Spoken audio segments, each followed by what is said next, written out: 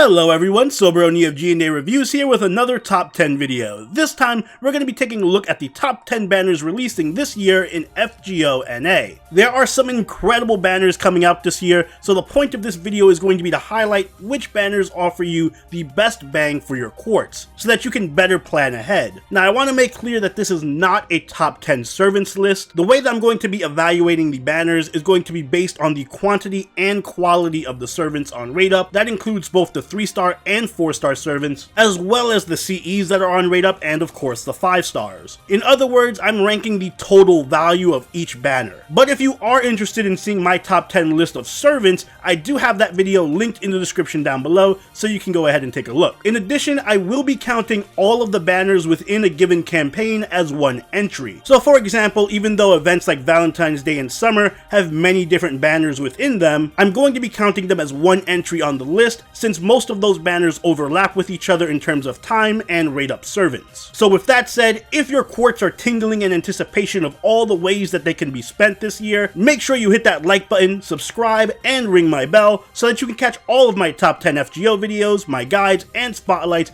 as they come out. Plus, you also help out the channel. Now, without further ado, on to the list.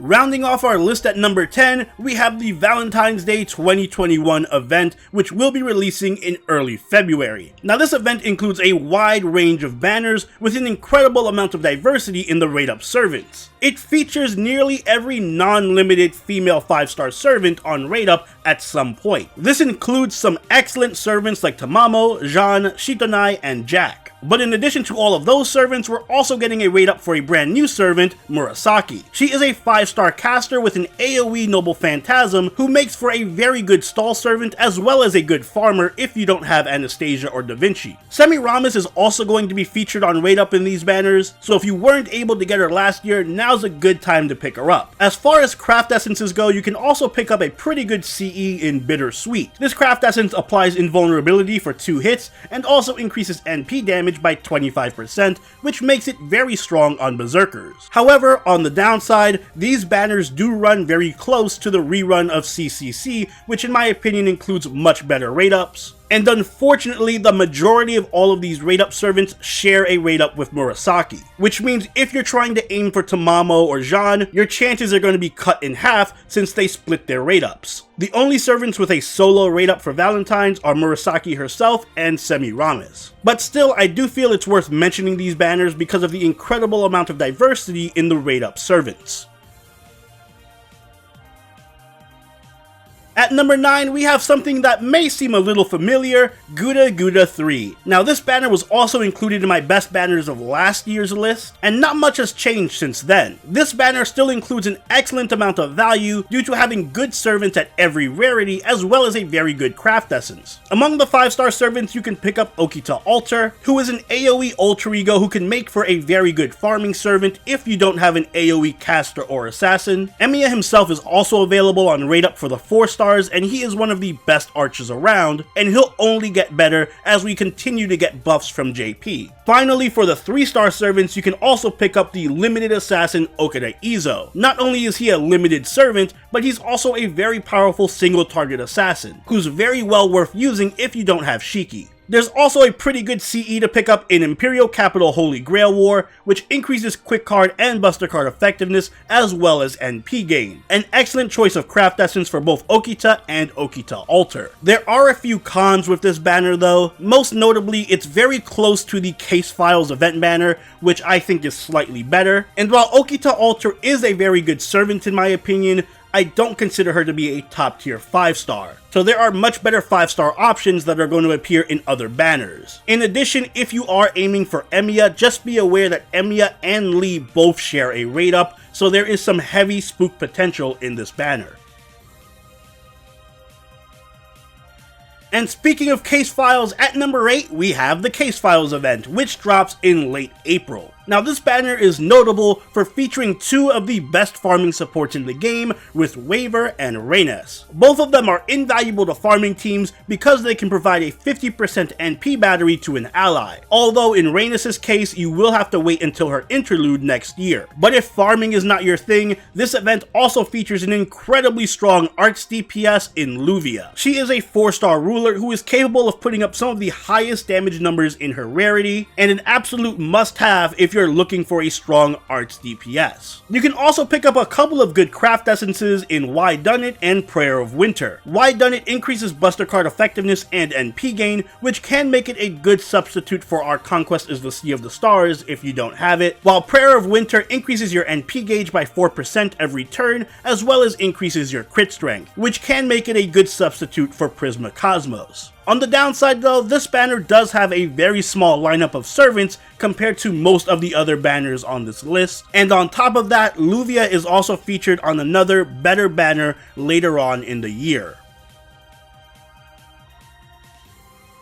At number 7, we have Saber Wars 2, which will be releasing in late October. This banner features two very strong 5-stars on rate up in Space Ishtar and MHX Alter. For those of you who have seen my top 10 servants list, you'll know that I consider Space Ishtar to be one of the best servants releasing next year, and for good reason. She is an excellent farming servant with the unique ability to change the card type of her Noble Phantasm, which allows her to work alongside almost any support and fit into almost any team. Meanwhile, MHX Alter is one of the strongest single target damage dealers in the game. She can put up absolutely absurd damage numbers against most enemies and can work especially well alongside quick supports like Scotty. There's also a couple of really strong 4-stars on rate up too with Calamity Jane and Yagyu. Yagyu remains one of the best 4-star sabers due to his incredible stall potential and burst damage, while Calamity Jane is an excellent crit archer with some support capabilities. However, aside from those 4 servants, there isn't much else to look forward to on this banner. There is a decent craft essence in Princess of the Red Bean Paste, which increases quick card effectiveness, healing rate, and gives you starting NP charge, but it's a very niche craft essence that's designed for servants like MHX Alter and Enkidu. And again, just like with the Case Files banner,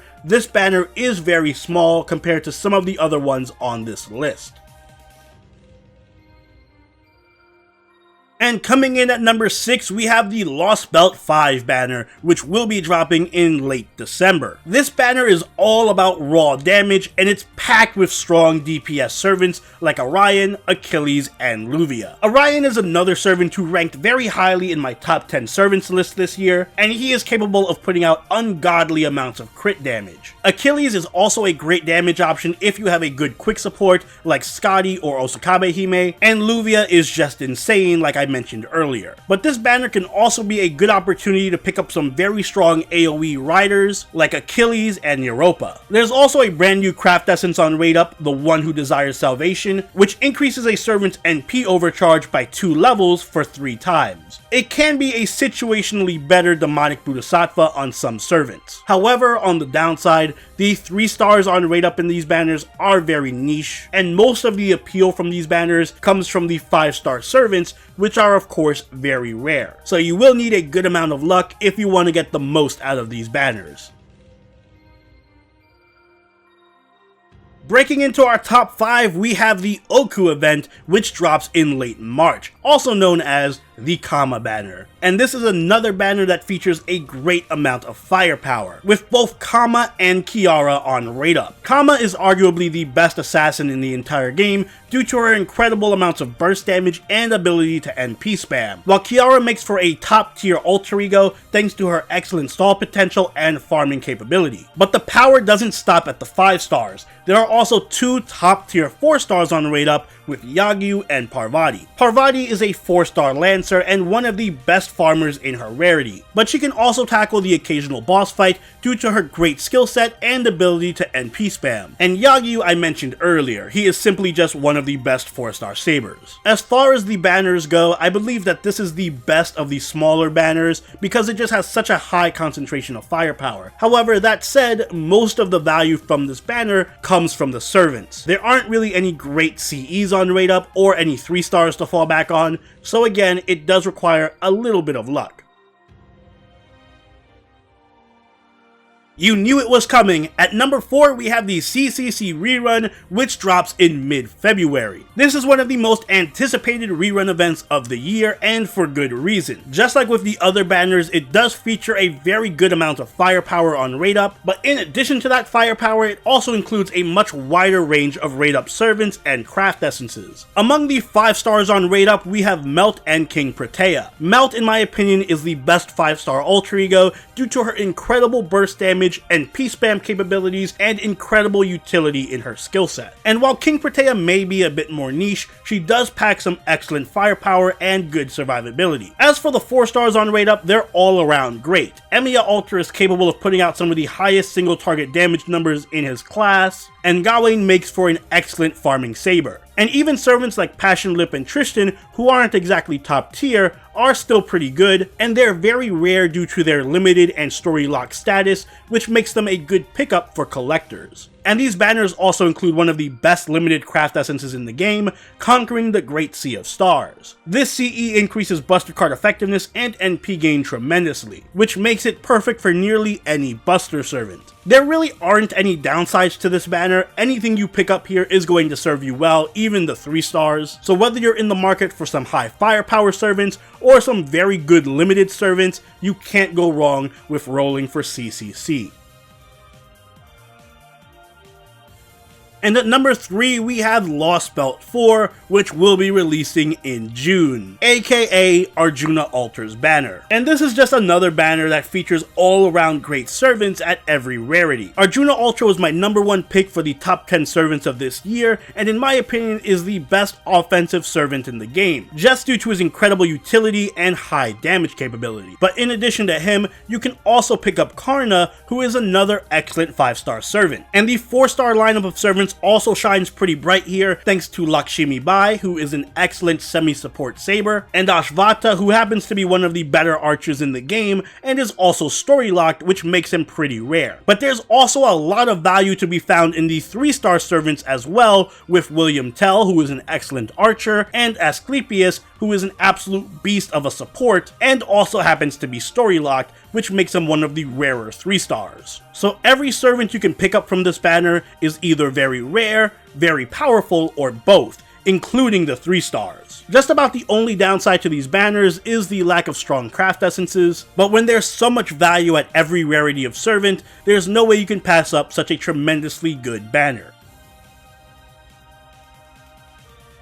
Coming in at number 2, we have the Summer 3 rerun banner, which will be dropping in mid-July. Now this was my number 1 pick for best banner last year, and all of those points still remain. There is just an absolute wealth of strong servants on raid up, including Jean Archer, who's one of the better arch farmers in the game, Dantes, who's one of the best quick servants in the game, especially if you have Scotty, and of course Summer BB, who provides unmatched utility and firepower to a lot of teams. But of course you also have excellent 4 stars like Ibaraki Lancer, Caster Gill, and MHXX. There's also a lot of great craft essences you can pick up, like Emerald Float, which increases arch card effectiveness and NP strength, making it perfect for offensive arch servants. But the absolute cherry on top is that all of these servants are limited, which makes them incredibly rare. So just like with the previous banner, not only are you going to get a lot of good servants, but you're going to get a lot of good limited servants, which makes just about anything you pick up from this banner worth it.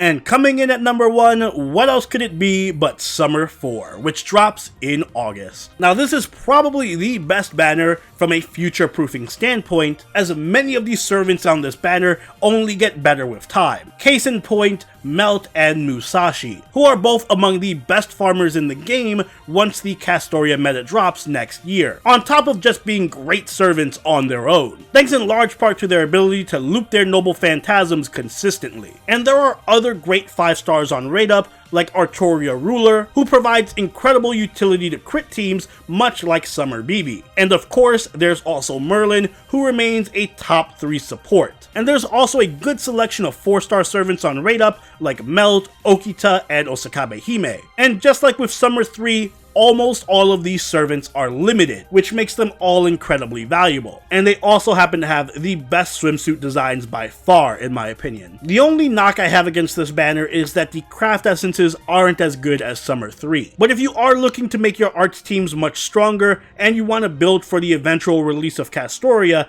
this is going to be where you want to put the majority of your quartz. And those are my picks for the top 10 banners releasing this year. But there are just so many incredible banners that I'm sure you guys might have some differing opinions, so let me know your top 10 list in the comments down below. Also, if you did enjoy this video, please do make sure to leave a like and subscribe if you really enjoyed the video. If you haven't already, do join the party over on our Discord, follow us on Twitch, and follow us on Twitter. And until next time, this is Soberoni, signing out.